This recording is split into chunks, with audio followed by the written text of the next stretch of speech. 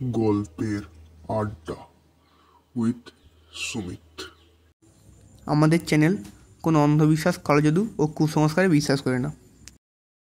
নমস্কার গল্পের শ্রোতারা, আমি সুমিত রয়েছি আপনার সঙ্গে গল্পের আড্ডার এক নতুন এপিসোড নম্বর 55। তো আশা করি আপনারা সবাই ভালো আছেন, সুস্থ রয়েছেন। তো শুরু হচ্ছে আজকের গল্প, মানবেন্দ্র পালের লেখা আতঙ্ক যখন হিলিতের পার্ট 2। তো এর আগের পার্টটি যদি আপনি না শুনে থাকেন তো আমার প্লে লিস্টে গিয়ে শুনে নেবেন। তো শুরু হচ্ছে আতঙ্ক যখন হিলিতের পার্ট 2। চা আর টুকটাক কিছু খেয়ে নিয়ে আমরা 1 ঘন্টার মধ্যে গাড়িতে গিয়ে বসলাম। পেটে খিদে ছিল, কিন্তু বিরূপাক্ষদা বারবার সাবধান করে দিয়েছিলেন, ভারী কিছু খাবে না ভাইয়ারা, পথে ঘাটে হালকা খাওয়া উচিত। তার এই সাবধান বাড়িটা শিরধার্য করে নিয়েছিলাম আমরা। গাড়িতে উঠে বিক্রম স্টার্ট করে দিল। তার জন্য এক মুহূর্ত বিলম্ব সহ্য হচ্ছিল না। কিসে যেত তারা বুঝতে পারছিলাম না। পাহাড়ের গা বেয়ে নুড়ি বিছানো আঁকাবাঁকা পথ ক্রমশ উঠে গেছে উপরের দিকে। এই ভেবে আশ্চর্য হই যে পাহাড় জঙ্গল ঘেরা এই দুর্গম জায়গায় কে তৈরি করেছিল এই পথ? কী করে তারা জেনেছিলেন এই পথের শেষ ঠিকানা কোথায়? সত্যি ভাবতে গিয়ে অবাক হয়ে যাই। এক পাহাড় থেকে আরেক পাহাড়, প্রকৃতি যেন খেয়ালের বসে পরপর পাথর গাছপালা দিয়ে দুর্লঙ্ঘ প্রাচীরের পর প্রাচীর সৃষ্টি করে রেখেছেন।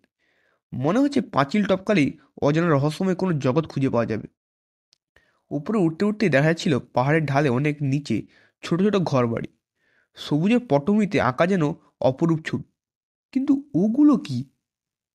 এত ওপর থেকেও দেখা যাচ্ছি প্রায় প্রত্যেক বাড়ির উপরে বাঁশে বেঁধে ওড়ানো হয়েছে রং বেরঙের লম্বা কাপড়ের পতাকা। দূর থেকে ভারী সুন্দর লাগছে দেখতে। আমি বিক্রমকে জিজ্ঞাসা করিনি, কিন্তু ওই হঠাৎ উত্তর দিল, প্রেয়ার ফ্ল্যাগ বলেই দুহাত তুলে কারো উদ্দেশ্যে বার কয়েক নমস্কার করল। বিরূপাক্ষদা চোখ বন্ধ করেই ছিলেন, এবার চোখ খুললেন, আমাদের দিকে তাকে জিজ্ঞেস করলেন, কিসের প্রেয়ার, কার কাছে? এবার উত্তর দিল শান্তনু। বলল, অশুভ শক্তি তাড়াবার জন্য নানা জায়গায়, বিশেষ করে নির্জন জায়গায় ধর্মপুস্তক থেকে কোনো অমৃত বাণী লিখে টাঙিয়ে দেয় এখানকার মানুষ। এরা এমন অনেক কিছু বিশ্বাস করে যা আমরা ভাবতে পারি না। অশুভ শক্তি মানে বুঝতে পারছেন তো বিরূপাক্ষদা? বিরূপাক্ষদা উত্তর দিলেন না, মুখ আরও গম্ভীর করে বসে রইলেন। একটু হেসে শান্তনু বলতে লাগলো, কলকাতায় একজন ডাক্তারের সঙ্গে আলাপ হয়েছিল, ডাক্তার দাস। কিছুকাল ভুটানে ছিলেন, সাউদার্ন ভুটানের ডিস্ট্রিক্ট টাউন সরভং। সেখানে সরকারি হাসপাতালে ডাক্তার হয়ে গিয়েছিলেন। তিনি বলতেন, এইসব পাহাড়ি অঞ্চলের সাধারণ দরিদ্র মানুষজন ভূতে শুধু বিশ্বাস করাই নয়, প্রচণ্ড ভয় পায়। এরা তাই বাড়ির আনাচে কানাচে লাল সাদা পতাকায় বুদ্ধের বাণী লিখে টাঙিয়ে দেয়। তাদের বিশ্বাস, পতাকাগুলো যত নড়বে বুদ্ধের বাণী ততই অভয়বার্তা নিয়ে ছড়িয়ে পড়বে এক অঞ্চল থেকে অন্য অঞ্চলে। বিরূপাক্ষদা হাঁ করে শুনছিলেন, বলে উঠলেন, ও বাবা, এখানেও ভূত? তবে কি আমরা ভূতের রাজ্যের মধ্যে দিয়ে যাচ্ছি? কোথাও আর নিস্তার নেই। বলে মাংকি ক্যাপের উপর দিয়ে গরম চাদরটা ভালো করে জড়িয়ে নিলেন, যেন কোনো ফাঁক দিয়ে ভূতের নিঃশ্বাসটুকুও ঢুকতে না পারে। হাসতে হাসতে বললাম, কোনো ভূতের গল্প টল্প? শান্তনু বলল, বলেছিলেন বই কি, একেবারে নিজের অভিজ্ঞতা থেকে শুনবে। বলে শান্তনু শুরু করল। দাস সাহেবের কোয়ার্টারটি পাহাড়ের উপর, বেশ সুন্দর, কিন্তু ওখানে থাকতে না থাকতেই ছন্দপতন। রুগী থেকে আরম্ভ করে অন্যান্য ডাক্তাররাও বলতে লাগলেন, দাস সাহেব একটু সাবধানে চলাফেরা করবেন, সন্ধ্যার পর যেন মোটেই বেরোবেন না, বিশেষ করে পাহাড়তলিতে, জায়গাটা নাকি খারাপ। তারপর একদিন হঠাৎ বিরূপাক্ষদা রেগে মেগে বলে উঠলেন, জায়গাটা যখন খারাপ বলে জেনেছো তখন ওসব নিয়ে কথা বাড়িয়ে লাভ কি? শান্তনু হেসে বলল, ভয় পাচ্ছেন নাকি? বিরূপাক্ষদা বললেন, স্থানকাল ভেদে সব মানুষই ভয় পায়, ভয়ের কারণ যেখানে থাকে সেখানে তার ভয় না পাওয়ার স্বাভাবিক নয়। বললাম, তবে যে বললেন বৃহৎ শিকারে যেতে চান, হিমালয় ব্ল্যাক বিয়ার, রেড পান্ডা, আরও কত সব বৃহৎ জন্তু। বিরূপাক্ষদা বললেন, ওদের কথা আলাদা, ওদের রক্ত মাংসের শরীর আছে, বন্দুক ছুড়লে গায়ে লাগে, মরে। আর এরা, নাও, এরাও কথা বাড়িও না। ও বাবা, থাপা সাহেব যে গাড়িটা উড়িয়ে নিয়ে যাচ্ছে, এবারে খাদে ফেলবে আর অসহায়দের দলে আমাদেরও নাম লেখাবে। সত্যি, বিক্রমের আবার কি হলো? জোরে চালাচ্ছিলই, এখন বারবার আকাশের দিকে তাকাচ্ছে আর গাড়ির স্পিড বাড়াচ্ছে। পাহাড়ি রাস্তায় গাড়ি ছুটছে, নুড়িগুলো চাকার ধাক্কায় ছিটকে যাচ্ছে, যেন গুলি বৃষ্টি করছে। কেবলই মনে হচ্ছে এইবার বুঝি গাড়িটা উল্টে পড়বে পাহাড়ের গভীর গর্তে। সত্যি পাহাড়ের আবহাওয়ার মর্জি বোঝা দেয়। এই মিষ্টি রোদ, তারপরে হঠাৎ মেঘলা হয়ে গেল চারিদিক। শুরু হলো টিপটিপ বৃষ্টি, আবার একটু পরে রোদ্দুর। এই জন্যে ভ্রমণকারীরা ইংরেজিতে একটা কথা বলে থাকেন, হিমালয়ের আবহাওয়া আনপ্রেডিক্টেবল। এতক্ষণ দূরে দূরে কারু, রেটং, নরসিং প্রভৃতি যে পর্বত শিখরগুলি দেখা যাচ্ছিল, হঠাৎ সেগুলো অদৃশ্য হয়ে গেল। চারিদিক থেকে রাশি রাশি ভাসমান তুলোর মতো কি যেন এগিয়ে আসতে লাগলো। আমি আতঙ্কিত হয়ে পড়লাম। মনে হতে লাগলো একটু পরেই ওই ভাসমান তুলোর মতো ভয়ঙ্কর জিনিসগুলো গাড়ির মধ্যে ঢুকে আমাদের দম বন্ধ করে মেরে দেবে। এদিকে থাপা প্রাণপণে এক্সেলেটারের ক্রমাগত চাপ দিয়ে যাচ্ছে। গাড়ি কখনো হেলতে দুলে চলছে, কখনো ঘটাং ঘটাং করে লাফাতে লাফাতে। বিক্রমের চুলগুলো মাথার ওপর খাড়া হয়ে উঠেছে। সে এক ভয়ঙ্কর দৃশ্য। এইবার বিরূপাক্ষদা হাঁকড়ে উঠলেন, ড্রাইভার, গাড়ি সামলে চালাও। কি পেয়েছো আমাদের? খাঁচা আটকানো কতগুলো ইঁদুর, আমাকে পুলিশে দেব। বিক্রম উত্তর দেবার দরকার মনে করল না। হঠাৎ ও উইন্ডস্ক্রিনের দিকে ঝুঁকে পড়ে চোখ ছোট করে কি যেন লক্ষ্য করতে লাগলো। গাড়ির স্পিড কমাতে লাগলো। হঠাৎ থাপার এবার কি হলো? ওর দিকে তাকিয়ে দেখলাম ও কেমন যেন মিয়ে গেছে। সেই অবস্থাতেই ও চট করে স্টিয়ারিং ঘুরে একটা দোলন দিয়ে গাড়িটাকে বাঁ পাশে নিয়ে এলো।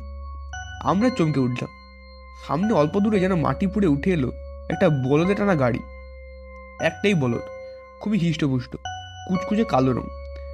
তার শিং দুটোতে সিঁদুর মাখানো, দুদিকে তীক্ষ্ণ ফল লাগানো একটা লম্বা শিং বলটার নাক এফোড় ওফোড় করে দুদিকে বেরিয়ে পড়েছে। ফোঁটা ফোঁটা রক্ত গড়িয়ে পড়েছে মাটিতে। আর সেই ছাউনিহীন গাড়ির চালকের আসনে বসে আছে যে সাক্ষাৎ যমদূতের মতো তার চেহারা। এই প্রচণ্ড ঠান্ডায় তার গায়ে শুধু একটা চাদর আর মাথায় পাগড়ি, দু চোখ লাল, কপাল জুড়ে সিঁদুর মাখা। একেবারে আমাদের গাড়ির সামনে এসে কোমরে দুহাত রেখে দাঁড়ালো। বিক্রম গাড়ি থামে নিচে নেমে হাত জোর করে হাঁটু গেড়ে বসলো। আমরা তো অবাক। তারপর ছিল দুজনের পাহাড়ি ভাষায় তর্ক বিতর্ক। না তর্কও নয়, বিতর্কও নয়। একজন ক্রমাগত চোখ গোল গোল করে ধমক দিচ্ছে আর আকাশের দিকে আঙুল তুলে কি দেখাচ্ছে। অপরদিকে আমাদের থাপা বাহাদুর হাত জোড় করে মুখ কাঁচুমুচু করে কিছু একটা উত্তর দিচ্ছে। বার কয়েক পাহাড়ি ভাষায় শনিবার কথাটা শোনা গেল। হাবে ভাবে যতটুকু বোঝা গেল তা হচ্ছে যমদূত সদৃশ্য লোকটি বিক্রমকেও ধমকাচ্ছে। কেন সে আজ এই পথে এলো? বলছে, আকাশের দিকে তাকিয়ে দেখো। তুমি কি জানো না এর পরিণতি কি? তুমি কি ভুলে গেছো আজ কি বার? শান্তনু নিচে গলায় বলল, ও বোধহয় এই অঞ্চলের একজন গুরু, মাতব্বর। এরা পাহাড়িদের কাছে পুজো পায়, দেবতার মতোই। এমন শুনেছি সেই ডাক্তার দাসের মুখে। সহজে এদের মতো উচ্চস্তরের মানুষের নাকি দেখা পাওয়া যায় না। তবে এ লোকটা ভালো। সে সাবধান করে কি যেন বলল। অমনি বিক্রম সবাই পিছনে তাকিয়ে গাড়িতে উঠে পড়ল। আর আশ্চর্য, বলদের গাড়িটা সামনে তো এগোলোই না, যেদিক থেকে এসেছিল সেদিকেও গেল না। পাশের ঢাল দিয়ে দুটো নামতে লাগলো, চাষের ভুঁই তছনছ করে। আমরা তো হতবাক, ব্যাপারটা কি হলো? কেন মাতব্বরটি সামনে গেল না? কেনই বা ফিরেও গেল না? যেন কোনো কিছুর আভাস পেয়ে ভয় তাড়াতাড়ি নেমে গেল। আমরা যেন নিজেদেরকে প্রশ্ন করলাম, নিজেরাই উত্তর খুঁজলাম। শেষ পর্যন্ত নিজেরাই মুখ চাচাই করে চুপ করে গেলাম। কেবলই শুনছি স্যাটারডে স্যাটারডে। ব্যাপারটা কি হে? গলার স্বর উঁচু করে জিজ্ঞেস করলাম বিরূপাক্ষদা। শান্তনু চাপা গলায় বলল, কিছু একটা ঘটনা আছে যা আমরা জানি না, জানতে চাই, এটাও হয়তো চায় না কেউ। বলে ইশারায় বিক্রমকে দেখিয়ে দিল। তারপর ফিসফিস করে বলল, আমাদের একবার চুপ করে থাকাই উচিত। ভয় পেয়ে বিরূপাক্ষদা বললেন, ও বাবা, ফুল দেখতে বেরিয়েও স্পিকটি নট। হ্যাঁ, অন্তত হিলে পৌঁছানো পর্যন্ত। এমনি সময় গুড়গুড় করে কয়েকবার মেঘ ডেকে উঠল। বিদ্যুৎ চুমকে পাহাড়ের পর গাছগুলোকে স্পষ্ট করে দেখিয়ে দিল। তারপরই প্রচণ্ড শব্দে বাজ পড়ল। গগনচুম্বী পাহাড়ের শ্রেণীতে বজ্রপাত দেখেছো তোমরা? না দেখে থাকলেই ভালো। সুন্দরও যে সময় সময় কত ভয়ঙ্কর হয় তা না দেখলে বুঝতে পারবে না। বাজের শব্দে বিরূপাক্ষদা ওর ভারী শরীরটা নিয়ে প্রায় আধ লাফিয়ে উঠেছিলেন, পড়ে যাচ্ছিলেন। কোনো রকমের ড্রাইভারের সিটটা আঁকড়ে ধরে সামনে নিলেন। তারপর দোকান চেপে ধরে জিজ্ঞেস করলেন, বাসটা কোথায় পড়লো হে? খুবই কাছে মনে হচ্ছে। শান্তনু আঙুল দিয়ে একটা বিশাল উঁচু পাহাড়ের শৃঙ্গ দেখিয়ে দিল পাহাড়ের উপর ছোট ছোট গাছপালা বাজের আগুনে দাও দাও করে জ্বলছে। মনে হচ্ছে যেন পাহাড়টা আগুনের মালা মাথায় জড়িয়ে ম্যাজিক দেখাচ্ছে। দেখতে দেখতেই চোখে পড়লো আগুনের কয়েকটা স্ফুলিঙ্গ পাশের পাহাড়ের গাছ গিয়ে পড়লো, যেন অগ্নিবৃষ্টি করছে। চমকে উঠলাম সবাই। কি সর্বনাশ, দাবানল হয়ে যান নাকি? হয়নি রক্ষে। এই সময়ে নামলো বৃষ্টি, আর সঙ্গে সঙ্গে শুরু হলো ড্রাইভার বিক্রমের ছটপটানি। গাড়ি চালাতে চালাতেই সে ফিরে ফিরে কাঁচ লাগানো স্ক্রিন দিয়ে দেখছিল। বৃষ্টি জোরে হচ্ছিল না, তাই বাইরের জিনিস মোটামুটি দেখা যাচ্ছিল। বিক্রম সেই গাড়িতে ওঠার পর থেকে কেবল আকাশের দিকে তাকাচ্ছিল। এখন তাকাচ্ছে পিছনের দিকে, কি যেন বারবার দেখার চেষ্টা করছে। ও যেন নিশ্চিত জানে আজ যেন শনিবার, আর আকাশ থেকে যখন জল পড়েছে বজ্রপাতের সঙ্গে, তখন কিছু একটা দেখা যাবে। না, ভালো নয়, ভালো নয়, মোটেই ভালো নয়। তবু যদি ওর একান্তই আবির্ভাব ঘটে, তাহলে আগে থেকেই প্রস্তুত হতে হবে। হঠাৎ বিক্রম অতিমাত্রায় সতর্ক হয়ে উঠল। ভয়ে তার মুখ ফ্যাকাশে হয়ে গেল। শান্তনু চেঁচে উঠল, এ কি করছো? অ্যাক্সিডেন্ট হবে যে। ও কোনো রকম অদ্ভুত কায়দায় গাড়ির সামনে বাঁ তুলে পিছনের রাস্তাটা দেখিয়ে দিল। আমরা ঘাড় ফেরলাম। স্ক্রিনের ভিতর দিয়ে বাইরে তেমন কিছু দেখা গেল না। সেই পাথর ছোড়ানো উঁচু নিচু পথ। পথের এক পাশ থেকে মাথা উঁচু করে উঠেছে পাহাড়, অন্য পাশে গভীর গর্ত বা খাদ, তার পিছনে ঘন কুয়াশা। কিন্তু বিক্রম এরই মধ্যে দিয়ে কিছু দেখতে পেয়েছিল, তাই মুর্মুমুহ তার মুখের ভাব বদলাচ্ছিল। কই হে, কিছু দেখছি না। অনেক কষ্টে বিরূপাক্ষতা তার দেহভার উত্তোলন করে কোন রকমের ঘাটটা ফিরেছিলেন। তারপরে তিনি চমকে উঠে বললেন, হ্যাঁ হ্যাঁ, কি যেন আসছে। কি আসছে? আমি ওর শান্তনু ফের ঝুঁকে পড়লাম। হ্যাঁ, পিছনে অনেক দূরে পাহাড়ে ঢাল বেয়ে নেমে আসছে কি যেন, বৃষ্টির মধ্যে নেমে আসছে। কি ওটা? বিক্রম না দেখে বলল, কুকুর। কুকুর? ও কিরকম কুকুর? দেহের তুলনায় মুখটা বিভৎস রকম বড় ও ছুঁচালো, ছুটে আসছে। লক্ষ্য আমাদের গাড়িটা। চোখে ধারা লেগে যাচ্ছিল। বিক্রমকে উদ্দেশ্য করে বললাম, ওটা তো কুকুর মনে হচ্ছে না। তাহলে দেখুন, বোধহয় বানর। সে আবার কি? বিরূপাক্ষতা বললেন, ম্যাজিক নাকি? এই বলছো কুকুর, তারপরেই বলছো বানর, তাজ্জব। আপনিই দেখুন না। বিরূপাক্ষতা বললেন, আমার নজর কি অত দূরে পৌঁছবে? শান্তনু হঠাৎ গম্ভীর গলায় বলল, আমি স্পষ্ট দেখতে পাচ্ছি, কুকুর নয়, বানর নয়, কুচকুচে কালো কিছু একটা দুপায়ে ভর দিয়ে হাঁটছে। লম্বা হাত দুটো পাশে ঝুলছে, ঠিক যেন ওরাংওটাং। হিমালয়ের পাহাড়ে ওরাংওটাং? তার চেয়ে অবাক কাণ্ড, চেয়ে দেখো কি জোরে ছুটে আসছে। বিক্রম তখন ভয়ঙ্কর কিছু বুঝে স্টিয়ারিং এর উপর ঝুঁকে পড়ে মুড়ে হয়ে স্পিড তোলার চেষ্টা করে যাচ্ছে। ও শান্তনু, আমার তো মনে হয় বানর নয়, ওরাংওটাং নয়, একটা মানুষ। তাই তো, হাঁটুর নিচে পর্যন্ত ঝোলা ঢিলে ওয়াটারপ্রুফ গায়ে ঢলঢল করছে, মাথায় কানে ওয়াটারপ্রুফ টুপি, ছুটে আসছে এইদিকে।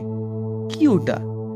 একবার মনে হলো কুকুর, একবার মনে হলো বাঁদর, আর পরক্ষণে মনে হলো ওরাংওটাং, আর এখন মনে হচ্ছে বৃষ্টির মধ্যে দিয়ে এগিয়ে আসছে বর্ষাতে যেটা লম্বা একটা মানুষ।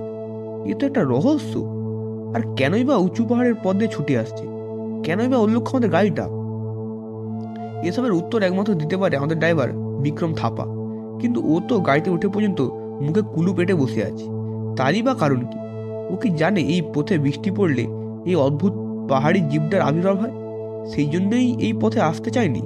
আর এও জানে ওই যে বহুরূপী জীবটা গায়ে ওয়াটারপ্রুফ জড়িয়ে লাফাতে লাফাতে ছুটে আসছে, সে নিশ্চয়ই কলা ছাঁকালু ভোজী প্রাণী নয়, আর আমাদের সঙ্গে নিছক আলাপ করার জন্য ছুটে আসছে তাও নয়। ও ভাই থাপাজি, কিছু একটা বলো। পিছনে ধাওয়া করে আসছে, ওটা কি? থাপাজি উত্তর দিল না, বাঁ হাতটা তুলে শুধু কথা বলতে বারণ করলো। দেখতে দেখতে ওয়াটারপ্রুফওয়ালা ঢ্যাঙার লোকটা হুড়মুড় করে কাছে এসে পড়লো। একটা ছুটন্ত গাড়িকে ধরে ফেলে আর কি! এও আশ্চর্যের কথা, একটা মানুষ কি করে দৌড়ে একটা গাড়ির নাগাল পায়, যে গাড়িটা পাহাড়ের রাস্তাতেও অ্যাক্সিডেন্টের ভয় তুচ্ছ করে ছুটছে দ্রুত গতিতে। আমরা বুঝতে পারলাম এসব রহস্য বিক্রম ভালো করেই জানে, আর হিংস্র লোকটার নাগালের মধ্যে এসে পড়লে কি পরিণতি হবে তাও তারা অজানা নয়। অথচ পালানো ছাড়া পরিত্রাণের উপায় আর কি হতে পারে তা বোধহয় থাপাজি জানে না। এই অবস্থায় আমরা কিংকর্তব্য বিমূঢ় হয়ে বসে রইলাম। একবার বিরূপাক্ষতাকে দেখলাম, চোখ বুজে শুধু ইসলাম জপ করে যাচ্ছে। আকাশে তখন জমাট মেঘ তেমন নেই, আর তবু মেঘ আছে, টিপটিপ বৃষ্টিও পড়ছিল, মাঝে মাঝে বিদ্যুতের চমকানি। বিক্রম আগের মতোই আকাশের দিকে তাকাচ্ছে আর বিড়বিড় করে কিছু একটা প্রার্থনা করছে। হঠাৎ মনে হলো পিছনে যেন একটা ঝড়ের আওয়াজ, অথচ আশেপাশে ঝড়ের চিহ্ন মাত্র নেই। ঘাড় ঘোরাতে চমকে উঠলাম। এখন আর পায়ে হেঁটে নয়, দুপা শূন্য তলে ভেসে আসছে মানুষটা। এখন প্রায় 10 হাতের মধ্যে এসে পড়েছে। বোঝাই যাচ্ছে একবার নাগালের মধ্যে পেলে ওই মানুষের আকার বিশিষ্ট জীবটা কি করবে। এই সময় বৃষ্টি যেন প্রায় থেমে গেল, আর তৎক্ষণাৎ অসাধারণ তৎপরতায় বিক্রম স্টিয়ারিং ঘুরিয়ে গাড়িটাকে নিয়ে গেল পাহাড়ের কোল দিয়ে অন্যদিকে। সেখানে পৌঁছতে কোথায় বৃষ্টি, কোথায় ঝড়, কোথায় বা মেঘ ডাকা, একেবারে দুপুরবেলার সোনা গলানো রোদ। পিছনে তাকিয়ে দিলাম, কোনো জীবজন্তুর চিহ্ন মাত্র নেই। শুধু পাহাড়ের পর পাহাড় দাঁড়িয়ে আছে একরাশ চাপা রহস্য বুকে নিয়ে। হাঁপ ছেড়ে বাঁচলাম। সবচেয়ে নিশ্চিন্ত হয়েছে যেন বিক্রম। বারবার পিছনে ফিরে সেই পাহাড়গুলোর দিকে তাকিয়ে মাথা নত করতে লাগলো, যেন কোনো অদৃশ্য দেবতার উদ্দেশ্যে প্রণাম জানালো। কিন্তু এতক্ষণ ধরে ব্যাপারটা কি ঘটলো বুঝতে পারলাম না। শান্তনু বলল, আমিও ঠিক জানি না, দেখি বিক্রম দিকে এখন কিছু বলে। গাড়ির স্পিড বিশেষ না কমে বিক্রম গাড়ি চালাচ্ছে। হিলে এখনো প্রায় 5 কিলোমিটার। বিক্রমকে খুশি করার জন্য শান্তনু এবার ভাঙা ভাঙা পাহাড়ি ভাষায় জিজ্ঞেস করলো, এখানে যা ঘটলো সে বিষয়ে কিছু বলো। আমি তো শুধু ভয়ে পেয়ে গেলাম, কিছু বুঝলাম না। উত্তরে বিক্রম কোনো কথা না বলে স্টিয়ারিং থেকে বাঁটা তুলে শুধু একবার কায়দা করে ঘুরিয়ে দিল। তার অর্থ কি তা ঠিক বুঝতে না পারলেও এটুকু বোঝা যায় যে হয় সে নিজেও জানে না, নয়তো সে বলতে পারবে না। অগত্যা আমাদের চুপ করে থাকতে হলো। বিরূপাক্ষদা শুধু অধৈর্য হয়ে গজগজ করতে লাগলেন। বললেন, এ তো আচ্ছা রহস্য। বলে যেন অনেকটা নিশ্চিন্ত হয়ে সাঁড়সি বন্ধ জানলায় মাথা ঠেকিয়ে ঘুমার চেষ্টা করলেন। গাড়ি এখন চলছে অনেকটা স্বাভাবিক গতিতে। তবু বিক্রম গাড়ি চালাতে চালাতেই মাঝে মাঝে ঘড়ি দেখছে। এতেও আমার ভয়, না জানি আবার কি হয়। আমি ইশারাতে শান্তনুকে জিজ্ঞেস করলাম, এত ঘড়ি দেখার ঘটা কেন? শান্তনু বললে, বাহ, মনে নেই আমাদের সঙ্গে তো কথাই ছিল বেলা থাকতে থাকতেই এসে পৌঁছতে হবে হিলেতে। তার মানে এখনো যথেষ্ট ভয় আছে। শান্তনু অ্যাক্টিভ নস্তি দিয়ে বলল, ভয় পেয়েছি ঠিক, কিন্তু বিপদে পড়িনি এখনো। একটুর জন্য মৃত্যুর ছোঁয়া থেকে বেঁচে গিয়েছি। হ্যাঁ, বেঁচে গেছি বিক্রমের তৎপরতার জন্য, কিন্তু ওকে ধন্যবাদ জানিয়েও লাভ নেই, ও তো কথাই শুনবে না। আচ্ছা, বিক্রমের রহস্যটা কী বলে মনে হয় তোমার? কি করে বলবো, তুমিও যেখানে আমিও সেখানে। হয়তো আমি হিমালয়ের পাহাড়ে পাহাড়ে ঘুরেছি কয়েকবার, তাহলে এমন রহস্যময় ঘটনা কখনো ঘটতে দেখিনি। শুধু বিক্রম কেন, জানতে ইচ্ছে করে কেন কোনো ড্রাইভার আসতে চায় না, কেন শনিবারটা যাত্রা করা নিষেধ, ওই যে বহুরূপী মূর্তিটা কেউ, কেন কি করে কখনো কুকুর, কখনো ওরাংওটাং, কখনো মানুষের রূপ ধরেছিল। বিজ্ঞানের যুগে এ কি সম্ভব? তা যদি না হয় তাহলে বলতেই হয় সবটাই চোখের ভুল, পাহাড়ের মায়া। কিন্তু এও তো গোজমিলের কথা। আমরা তো সম্পূর্ণ দেখলাম শেষ মুহূর্তে মনুষ্যমূর্তি জীবটি গাড়ির দিকে ওয়াটারপ্রুফটা ছুড়ে দিয়ে আমাদের আটকাতে চেয়েছিল। এ তো চোখের ভুল হতে পারে না, তাই না? শান্তনু বলল, মনে হয় এসবের উত্তর আমরা পেতে পারি বার্সে পৌঁছে। ওখানকার কেউ না কেউ হয়তো জানতে পারে। বললাম, হয়তো তাই। ও আচ্ছা, আমাদের বার্সে পৌঁছে দিয়ে বিক্রম আমাদের নিয়ে ফিরবে তো, নাকি ফেলে পালাবে? তাহলেও তো চিত্তির। শান্তনু বলল, আমাদের নিয়ে ফিরতে না পারে, সেটা তার ইচ্ছে, কিন্তু আজ হিলে পৌঁছে ওকে নাইট হোল্ড করতেই হবে। রাত্রে পাহাড়ি রাস্তা যাবে না, ফিরলে কাল সকাল। তবে এ কথাও ঠিক, এ পথ দিয়ে ফিরবে না, আর আমাদের না নিয়ে ফিরলে ওর লাভ কি? বিধবাখোদা হঠাৎ অধৈর্য হয়ে বলে উঠলেন, এই ড্রাইভার সাহেব, গাড়িটা একবার রেখো। লং জার্নি, একটু নামার দরকার হয়, তা কি তুমি বোঝো না? কেউ থাপা শুনতে পেল না। এবার শান্তনুকে একটু ঠেলা দিয়ে পাহাড়ি বাসায় গাড়িটা একটু দাঁড় করাতে বলল। বিক্রম যেন বিরক্ত হয়ে একধারে গাড়িটা দাঁড় করালো। বীরবাক্যদা দরজা খুলবার জন্য ব্যস্ত হলেন, কিন্তু দরজার কলকবজা ঠিক বোঝেন না।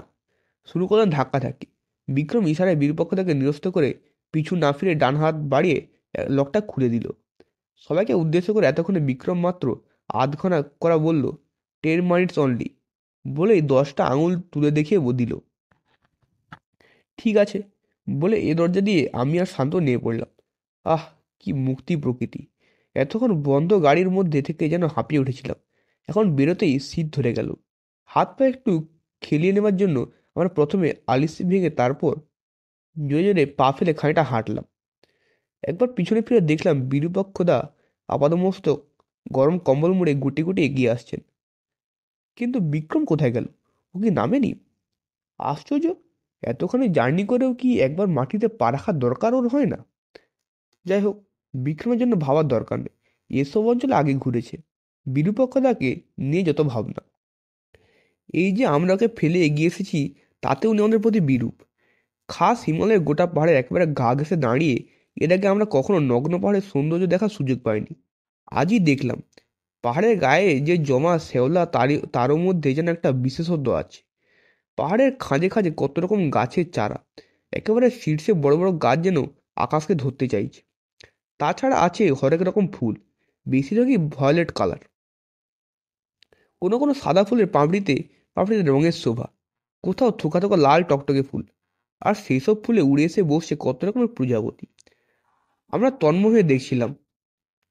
শান্তনু উত্তেজিত হয়ে বলল, আরে ওই তো রডোডেনড্রন, দেখো দেখো কেমন লাল থোকা থোকা লাল ফুল। এই ফুল দেখে আর কোথায় কোনো ফুল মনে পড়ে বলো তো? বললাম, আমাদের গরমকালের পলাশ, বসন্তের বাঁকুড়া, পুরুলিয়ায় যেন আগুন ধরিয়ে দেয়। রাইট, সিকিমেরা রডোডেন্ড্রনকে নাকি গুরাস বলে। গুরাস ফুটলে গ্রামের সিকিমারা আনন্দে মেতে ওঠে। গুরাসও কি এমনি লাল? বোকার মধ্যে প্রশ্ন করি। শান্তনু হেসে বলল, লাল তো বটেই, যখন বলছি রডোডেনড্রন, এরই আরেক নাম গুরাস। লজ্জিত হইলাম, সরি। তবে এক রকমের সাদা গুরাসও নাকি হয়, দারুণ সুন্দর। আরে ওই তো সাদা গুরাস, কত বড়, দেখো দেখো। চলো ফুলটা তুলে আনি, যে কদিন পারি অচেনা পাহাড়ি বন্ধুর স্মৃতি হিসেবে দেখে দেব। আমরা এগিয়ে গিয়ে ফুলটা তুলতে যাচ্ছি, হঠাৎ ভুঁই ফোড়ার মতো জঙ্গলের মধ্যে থেকে বেরিয়ে এলো সেই বড়দের টানা গাড়ির অদ্ভুত দর্শন লোকটি, যাকে দেখেছিলাম অনেক দূর পিছনে। চমকে উঠলাম। সেই সিঁদুর লেপা চওড়া কপাল, সেই খালি গা, হাতের ইশারায় ফুলটা শুধু নিষেধ করল। তারপর সে একটি মাত্র কথা বলে উধা হয়ে গেল। কথাটার অর্থ আমি ঠিক সঠিক বুঝতে না পারলেও শান্তনু বুঝতে পেরে বলল, ভয়ানক বিষ, কোন রকমে ঠোঁট ঠেকালেই মৃত্যু। এমনকি হাত দিয়ে ছুলে তাড়াতাড়ি হাত ধুয়ে ফেলতে হয়, নইলে ভুলে মুখে ঠেকিয়ে ফেললে আর রক্ষে নেই। তা না হয় হলো, কিন্তু ভোজবাজির মতো ব্যাপারটা কি হলো? শান্তনু বুড়ো আঙুল দিয়ে গাল চুলকোতে ওই একটা কথাই বলল, তাই তো, ব্যাপারটা কি হলো? উত্তর তখনই পাওয়া গেল না। রিস্ট ওয়াচের ওপর চোখ পড়তে চমকে উঠলাম। 10 মিনিট কখন হয়ে গেছে, চলো চলো চলো। আমরা হুড়মুড় করে গাড়ির দিকে চললাম। পাহাড়টা ঘুরতে যে জায়গাটা, সেখানেই তো গাড়িটা থাকার কথা। কিন্তু তাহলে আমরা জায়গাটা ভুল করেছি? শান্তনু বলল। না, আমরা কিছু ভুল করিনি। ওই দেখো বীরপক্ষদা দাঁড়িয়ে আকাশ পাতাল কি ভাবছেন। বলে, আরে যা হোক, আমাকে একা ফেলে কোথায় গিয়েছিলে তোমরা? গাড়িটাও নিয়ে গেলে। গাড়িটা নিয়ে গেলাম মানে? মানে তো আমি জানতে চাই, এই সরু রাস্তায় গাড়ি নিয়ে যাওয়ার কি এমন দরকার পড়লো? আমরা আবার গাড়ি নিয়ে কোথায় যাব? আমরা কি গাড়ি চালাতে জানি নাকি? তোমরা চালাতে যাবে কেন? ড্রাইভারকে নিয়ে গেছো। আমরা অবাক হয়ে দুজনের দিকে তাকালাম। নিশ্চয়ই বলতে পারতাম এ মামি পাহাড়ের রাস্তায় এতক্ষণ ধরে ঘুরতে ঘুরতে বিরূপাক্ষদার মাথা গোলমাল হয়ে গেছে। কিন্তু এদিক ওদিক তাকে দেখলাম গাড়িটা সত্যিই নেই। বারে মজা, ড্রাইভার শুধু, মোটা গাড়ি উধাও। এবার আমাদের দুর্ভাবনা হলো, কী সব হচ্ছে? ব্যাপারটা একটু খুঁজে বলুন তো বীরপক্ষদা। খুলে আর বলবো কি, প্রকৃতির ডাকে সাড়া দিতে ওই ঝোপটার দিকে গিয়েছিলাম। উঠে দাঁড়িয়ে অলসি ভাঙলাম। দেখলাম অজস্র টকটকে লাল ফুল, থোকা থোকা লাল ফুল। শুনেছিলাম রডোডেনড্রন নাকি লাল ফুল। ভাবলাম ওগুলো যদি রডোডেনড্রন হয়, তাহলে তোমাদের ডেকে দেখিয়ে দিই। ব্যাস, এখানে যদি নয়ন সার্থক হয়ে যায় তাহলে আর এগোবার দরকার কি? এই ভেবে ডাকতে গিয়ে দেখি তোমরাও নেই, গাড়িও নেই।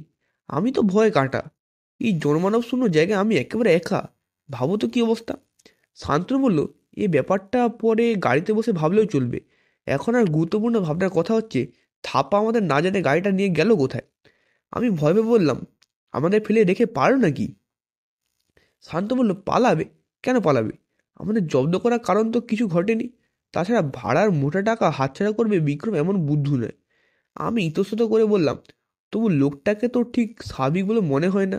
বীরপক্ষদা চোখ গোলগাল করে একবার আমার দিকে একবার শান্তর দিকে তাকাচ্ছিলেন, আর সবাই আমাদের কথা শুনবার এবং মানে বোঝবার চেষ্টা করছিলেন। এবার আর চুপ করে থাকতে পারলেন না, বলে উঠলেন, পালানোর কথা কী সব বলছো তোমরা, একটু স্পষ্ট করে বলো। দেখছি গাড়িও নেই, বিক্রমও নেই, এর মানে কি হতে পারে তাই আলোচনা করছিলাম। বীরপক্ষদা একেবারে আতঙ্কে উঠলেন। এসব কি কথা? বিক্রম যদি চলে গিয়ে থাকে, তাহলে আমরা যাব কি করে? আর থাকবোই বা কোথায়? এ তো মানিকতলা থেকে শ্যামবাজারের মোড় পর্যন্ত, কিংবা বাড়ি থেকে বাজার যাওয়া নয়। হায় হায়, শেষ পর্যন্ত পাহাড়ের নিচে দাঁড়িয়ে দাঁড়িয়ে শীতে কাঁপতে কাঁপতে মরতে হবে। আমার তো আবার বেজায় ঠান্ডার ধাত। ও শান্তনু, তুমি এমন গোমড়া হয়ে থেকো না। শান্তনু বলল, না, আমি অন্য কথা ভাবছি। কি? ভয়ে ভয়ে বীরপক্ষদা তাকালেন। ভাবছি আমরা শীতে মরবো না, হিংস্র প্রাণীদের উদরপূর্তি সহায়ক হব। আঁতকে উঠলেন বীরবক্ষদা। আবার হিংস্র জন্তুর কথা কি বলছো? এই ঘোর বিপদের একেবারে মধ্যিখানে দাঁড়িয়ে তোমরা কি মজা করছো? আমায় ভয় দেখাচ্ছ? শান্তনু মাথা নাড়ল। না বিরূপদা, আমরা অমন বেরসিক নয়। চেয়ে দেখুন, এই ছাপগুলো কোনো জীবের বলতে পারেন? চমকে লাফিয়ে উঠে দুপা পিছিয়ে এসে চশমা ঠিক করে নিয়ে ঠাউর করলেন বীরবক্ষদা। এ তো কুকুরের পা। ও বাবা, এ তো দেখছি অনেকগুলো। এত কুকুর একসঙ্গে? কাছাকাছি গেছেন, কিন্তু ফুল মার্কস পেলেন না। এগুলো কুকুরের থাবা না, কুকুরের থাবা অন্যরকম। আপনি নেকড়ের থাবা দেখছেন? নেকড়ের থাবা? কলকাতায় ঘোরাঘুরি করে একটা গোটা নেকড়েই দেখলাম না, তো নেকড়ের থাবা কি বলতে চাও তুমি? শান্তনু গম্ভীর গলায় বলল, এইসব অঞ্চলে পাহাড়ে এক ধরনের নেকড়ে আছে, যারা আসলে নেকড়ে নয়, তবে নেকড়েদের জাত হয়। ওরা সাধারণত কুকুরের চেয়ে বেশ ছোট। মাটি শুকতে শুকতে সামনের দিকে শরীর ঝুঁকিয়ে ক্ষিপ্র গতিতে ছোটে। নেকড়ের চেয়ে আকার ছোট, কিন্তু ঢের বেশি হিংস্র। একটা বিদেশি বইয়ে পড়েছিলাম, এরা একাই একটা পূর্ণবয়স্ক মানুষকে খেয়ে ফেলতে সময় নেয় 8 থেকে 10 মিনিট। মারাত্মক কথা হচ্ছে, এরা থাকে পাহাড়ে। এক জায়গা থেকে বেরিয়ে যখন অন্য জায়গায় যায়, তখন দলবদ্ধভাবে ছুটতে ছুটতে যায়। সামনে কেউ পড়লে তার রক্ষা থাকে না। বীরবাক কথা বললেন, ও বাবা, তুমি এ তো জানো? গোয়েন্দাকেও হার মাথা দেখেছি। তা এতগুলি নেকড়ে শাবক একযোগে গেল কোথায়? পুনরাগমন চ চ ফিরে আসার জন্য জানি তো। মনে হয় ফিরবে, আর এই পথ দিয়ে। আমি যতটুকু পড়েছি তাতে জেনেছি এদের স্বভাবই এই, দিক পরিবর্তন করে না। এমনি সময় ঝোপঝাড়ের মধ্যে থেকে গাড়ি আওয়াজ শোনা গেল, আর মিনিট তিনেকের মধ্যে পাইন বনের মধ্যে থেকে আমাদের গাড়িখানাকে আসতে দেখা গেল। শান্ত তাড়াতাড়ি এগিয়ে গেল। আরে বিক্রমজি, কাহা গিয়া থা? বিক্রম তাড়াতাড়ি গাড়ি থেকে নেমে দরজা খুলে দিল। জলদি স্যার। কোনো রকমে আমরা ঢুকতে ও গাড়ি স্টার্ট দিল। সংক্ষেপে যা বললো তা এই, গাড়ি থেকে আমরা নেমে গেলেও বিক্রম নামেনি। কারণ সে জানতো শনিবার দিনটা এখানে বড় অশুভ দিন, অনেক অঘটন ঘটে। সে এও জানতো এইরকম কোনো জায়গায় এই সময়ে উত্তরের পাহাড় থেকে দলবদ্ধ হয়ে নেমে আসে এক ধরনের জীব। তাদের সামনে পড়লে কারো রক্ষা নেই। সেজন্য সে ভাবছিল কি করবে। গাড়িটা রাস্তা জুড়ে রাখা ঠিক নয়, ওদের জন্য পথ ছেড়ে রাখতে হবে। কিন্তু ঠিক কখন কোন পথে ওরা নামবে সেটাই বুঝতে পারছিল না। আর তখনই চোখে পড়লো দূরে উত্তরে একটা পাহাড়ের দিকে। দেখলো ছাই রঙের কি একদল জন্তু পাহাড়ের গায়ে গা মিলিয়ে সার্ভিসে নেমে আসছে। তখনই বিক্রম বুঝতে পারলো আর এক মুহূর্ত দেরি করা যাবে না। সঙ্গে সঙ্গে গাড়ি নিয়ে সে পথ থেকে পাশের গভীর ঝোপের দিকে চলে এসেছিল। ওরা কি দক্ষিণের পাহাড়গুলোর দিকে গেল? হ্যাঁ, আবার ফিরবে কখন তার ঠিক নেই। ফিরলে এই পথ দিয়েই ফিরবে। কথা শেষ করতে না করতে বিক্রম হঠাৎ স্পিড বাড়িয়ে দিল। কি হলো? ওই দেখুন, ওরা নেমে আসছে।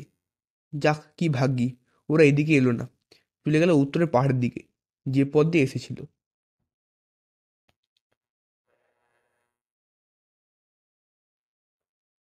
এতক্ষণ শুনলেন মানবেন্দ্র পালের লেখা আতঙ্ক যখন হিলিতের পার্ট 2।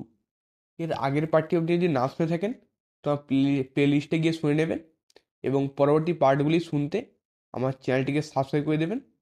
তো নমস্কার, আমাদের এখানে এপিসোড আজকে শেষ হচ্ছে।